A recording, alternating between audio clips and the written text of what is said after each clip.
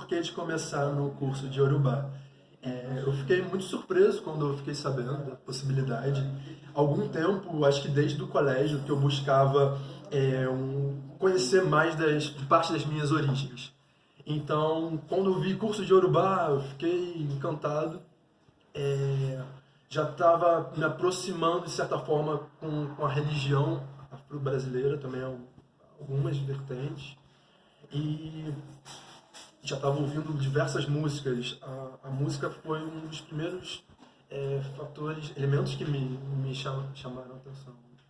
E, e daí é a busca de conhecer um pouco mais de mim, do que foram esses ancestrais, do que me constitui.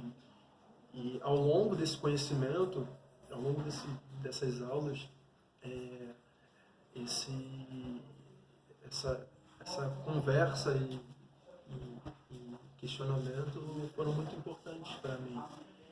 Seja pensando o Iuá Pelé, ou mesmo Ian Moore, e diversas outras percepções dentro da busca do Ori. É muito fascinante esse conhecimento iorubá. E me traz muita felicidade poder ter participado e quero continuar participando dessa trajetória desse curso. É isso.